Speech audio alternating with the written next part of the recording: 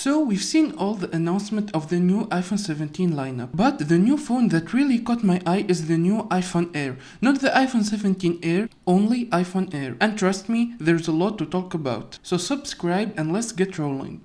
This phone is just 5.6mm thin, making it iPhone's most thin phone and also the lightest with almost 165 grams. It has a titanium frame for better durability with both front and back ceramic shield protection. So let's start with a quick overview. First, the display. It's a 6.5-inch display. Of course, OLED with a ProMotion up to 120Hz, which honestly surprised me from Apple because I thought that this phone will only get 60Hz. And finally, the brightness with up to 3000 nits. Inside the phone itself, it has the new A19 chip, but one core less than the other iPhone Pros for space, and packed with 12 gigs of RAM. Also, we have the new connectivity chips with Wi-Fi 7, Bluetooth 6, and Thread support. For the cameras, we get only one rear camera with 48 megapixels, and in the front, an 18 megapixel camera with Fusion Center, which I'm going to talk about later. And now for the battery, and honestly here it gets a little bit bad. Apple claims an all-day battery use with this phone, but we all know that won't happen,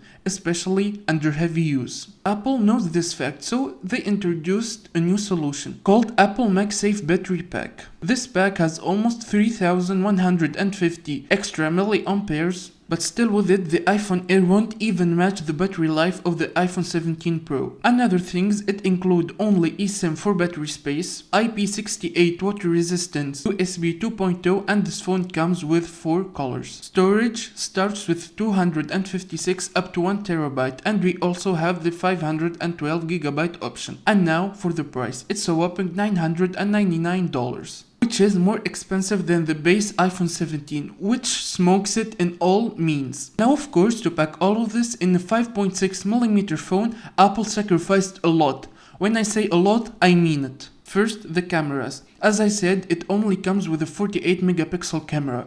No ultra wide and no perfect zoom. But we have a new feature. As I said earlier, it's the center stage. Basically, the sensor is square, so you can take pictures in any dimensions without losing quality. Durability is another thing. So Apple claims that it's the most durable iPhone Apple made. And I honestly don't suspect that, because I'm sure that Apple have tested it in all ways. Well, cooling is a significant worry. Why? Because first, we have no vapor chamber as the Pros model. Second, the body is titanium, no aluminum, because aluminum helps cooling, but we sacrifice durability in that case. And also in performance, it won't be like the other phones. It's right that it has the new A19 chip, but we sacrificed a core, and of course Apple limited its performances for heat problems. Now, in the end, if these things concern you, battery, heavy use and cameras, I will recommend staying away from the Air phone. Even though I'm sure once people hold it, they will be amazed and they will love it. Because let's be real, it's so amazing. For me, the iPhone Air is just a prototype,